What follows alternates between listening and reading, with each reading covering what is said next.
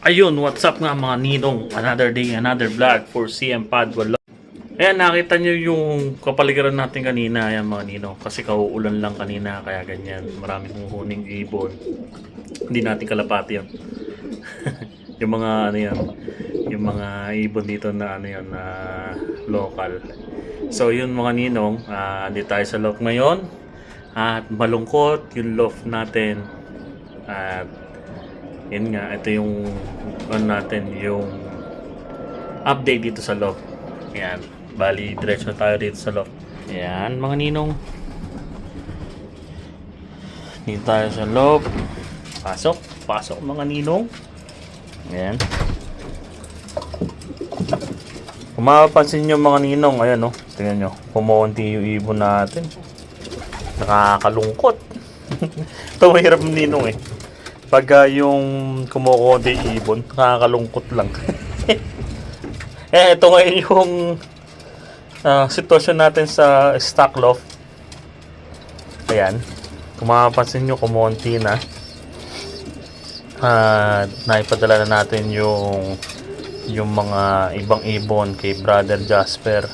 At yung ibang nagsipag bili ng mga stock bird natin. Ayan, naipadala na natin. Plus, mababawasan pa ng another 4 yan. Kasi, yung may bumili sa atin nakaraang taon pa yon, si Brother Aki Biscara. Yan, mga ninong. Si Brother Aki, nasa ano yan, nasa dito rin sa ibang bansa. Pero, umorder sa akin para ipadala dun sa Nueva Ecija, which is doon sa ano namin, sa hometown namin. Ayan, bali may mga ipapadala tayong mga ibon. Kung matatandaan ko pa, ito yung isang isang papadala natin kay ano. Ayan, sobra ng ano ng ng zoom. Ayan, mga ninong, isa to. Ayan, yan. Isa to. Yan, number 38. Si number 37 to. Tapos, kung di ako nagkakamali, ito. Nangitlog na nga eh. Oh, ayun oh, may itlog na mga ninong. Ayan yung isa. Oh, dumumi na oh. Papaliguan natin. Ayan. Tsaka meron, alam ko meron pa isa pa eh. Hindi ko na alam kung nasan yung isa. May isa pa yan. Bali 4 yan eh. Si number 35. Ayun, ito si number 35. May pag ano, bakbakan na yan. Si number 35 yan. Yung mga ninong. Yan yung isa pang papadala natin kay brother kay Brother Aki Biscara. Yan. So mababawasan ng another 4. Bali nag-canvas na ako ng pagpapadalan na kinausap ko na yung broker, kaso hindi pa rin sa akin nag-update. So bali hinihintay ko na lang. Usapan kasi namin ng June, last week ng May, June na, wala pa rin balita. So baka siguro iniipon pa yung maka-100. Usually kasi gano'n ang padala sa Pilipinas, kailangan maka-100 muna na heads ng ibon para maipadala. So yun, kaya malungkot ang ating loft dahil nabawasan na naman uli, mababawasan na naman. So yun, so di tayo sa stock bird, sa breeder cage natin. Ayan mga ninong, same din dito. Yan mga ninong oh. Kung napapansin nyo, wala na kayong makitang mga inakay. Usually, ang dami rito inakay. So, yun. Nabawasan na din. Nabawasan na, wala na. Kasi ipinadala ko na sa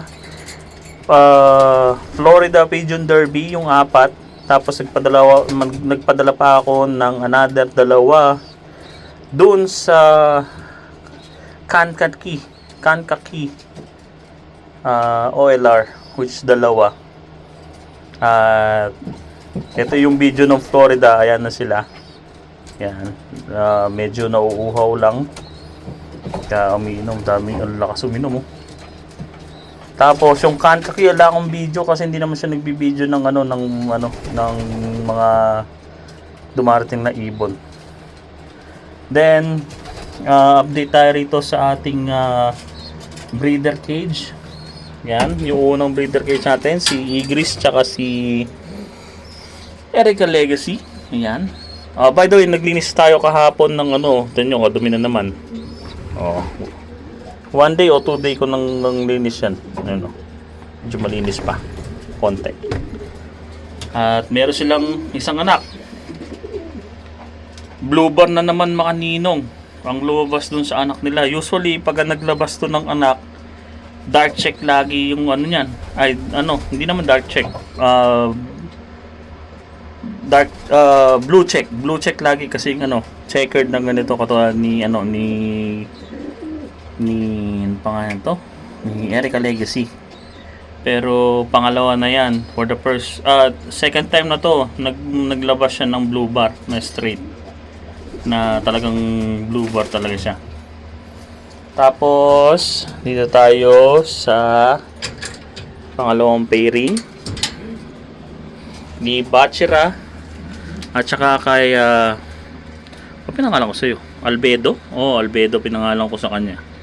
Ayan, kapatid ni Guardian Deity. Kamukha yun. Para idinapa eh. Ayan mga ninong, wala pa rin itlog. Kasi mag-ano ako rito. Try kong mag-stock nitong dalawa na to kasi maganda yung nilalabas nila na anakay. Tsaka makakuha na natin ng lahi si Bachira.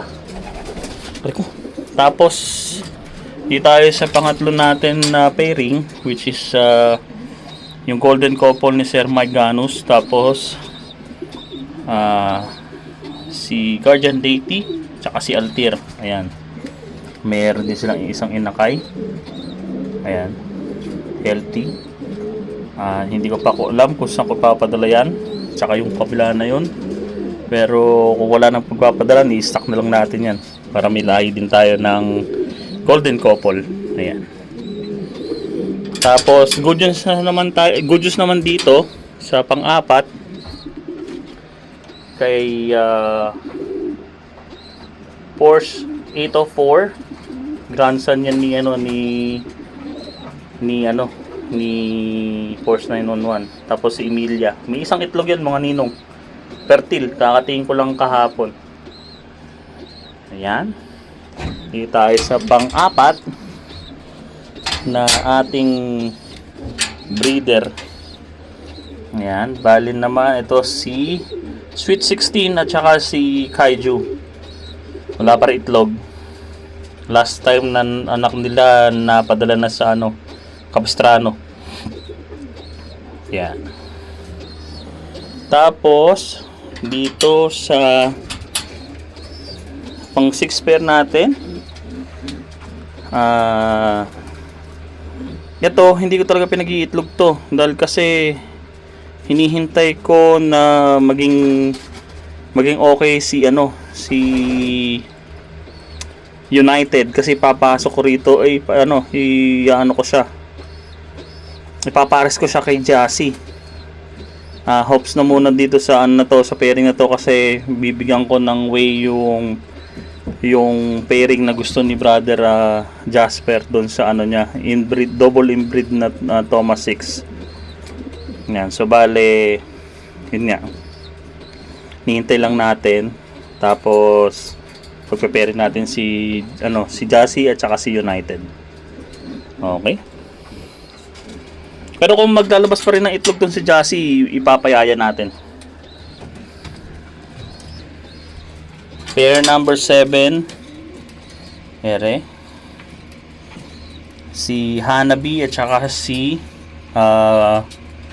ano ba to? Si Gojo. Gojo nga pinangalan ko. Gojo pinangalan ko dun. Ayan. Wala pa rin silang itlog. Pero pag naglabas yan, gagawin na natin tong stockbird. Ayan. Inbreed Thomas 6 yan. Tapos anak ni Wolverine. Tapos last but not the least, dito tayo sa pairing ni United at saka nung GFL 704. Ayan, may isa silang anak. Ayan. Palagi ko magiging stock na natin to. Wala na nga abutan na OLR. Dahil kasi hindi na aabot din sa sa Florida kung magdadagdag pa ako. So hinihintay lang natin si United para ipares kay chassis. Ayan. So yun mga ninong ang ating balita dito sa ating breeder station. At meron ako ipapakita sa inyo. Kung napansin niyo yung last video natin, last video, isang buwan na siguro yung last na video natin Si Jassy may anak na isa yan. Ipapakita ko today sa inyo kung yung anak ni Jassy ngayon na maganda na itsura. Alright. Okay, mga ninong. Ayan. Bali, ito na yung anak ni Jassy na ipapakita ko sa inyo, tsaka ni Lucky 59. Hindi ko malaman yung ano nito yung kulay mga ninong. Hindi ko ma-distinguish kung red check ba siya, red check na may white light, o silver. Red check, silver, white light. Parang ganun. Okay na lang tumingin. Mga ninong. Ito yung anak ni Lucky 59 tsaka ni Jassy na inbreed na Thomas 6. Ayan. Kasi ba't hindi ko tatawagin na red check, silver, red check, white light, ha? Yan yung mga itsura mga ninong. Puti yung tuka. Ayan, no? Tuka. Puti. Ha? Tingnan nyo yung pakpak mga ninong. By the way, ang number niya number 77. Yan. Ito yung pakpak. Oh. White plate mga ninong. Pero red check yung kalahati. Ay red. Oh, ito rin oh. Tapos pagdating sa dulo, ang kulit meron siyang may red, ayun tapos white. Okay? Tignan nyo, buntot. Oh. Mga ninong.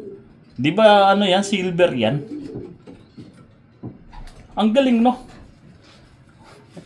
Manang-mana sa lolo Tsaka sa tito. Ganyan din yung buntot ng tito niya Oh, healthy. Mga ninong, diretso. Ganda. Healthy siya. Tingaro nga lang yung buntot. Sipit-sipitan niya, close na. Bale, titingnan natin kung maipapadala natin to sa Florida uli.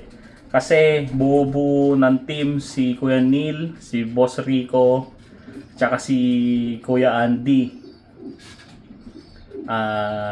ng grupo. Kasama ako. Syndicate, kumbaga, ang tawag doon. Papadala natin siguro siya doon sa syndicate na yon. Bali, ang linyada nito ay Lucky 13 cross ng inbreed na Thomas 6. Yan. Ganda Bulleye pa yung niya, yung mata niya. Diba? Ganda na itsura. Yan. So, yun lang mga ninong yung ating quick update dito sa loop natin. At sabi ko nga sa inyo, medyo malungkot yung loop natin dahil kumunti ibon natin. At kailangan din nating talaga din magbawas, kumbaga. Tinutukan mo ko. Ayun nga. kailangan natin magbawas din dahil para mabigyan natin yung mga bago nating mga bigyan way yung mga bago natin na i-breed din. At yung mga ipinadala ko naman ng mga ibon at naibenta ko naman ay surprisingly natuwa ang lahat ng mga pindalang ko dahil kasi maganda daw yung ibon. Kaya doon pa lang ano na tayo, solve na doon sa mga reaction na gano'n dahil kasi pagka yung mga buyer natin ay natutuwa doon sa mga pinapadala nating ibon ay kumbaga successful yung breed natin doon sa mga breeder natin. Yun nga. So maraming salamat sa inyong panonood at shoutout dun sa 720 natin na nagpa-follow sa atin sa subscriber natin dyan sa sa YouTube channel natin. At sana ay madagdagan tayo mga ninong. Alam nyo naman na gusto natin na madagdagan tayo kahit pabutin nyo 1,000. Masaya na ako mga ninong. At keep sharing kung kaya nyo mag-share ng video natin. Paki-share nyo naman. ako na nakikiusap. So yun lang mga ninong, mas marami kasing mas masaya kumbaga ganun ang dating mga ninong. So yun lang, sana mga ninong nag-enjoy kayo sa ating video for today at hanggang dito lang yung video natin. Ito si CM Padwalop na nagsasabing masarap mag-ibon. Peace mga ninong.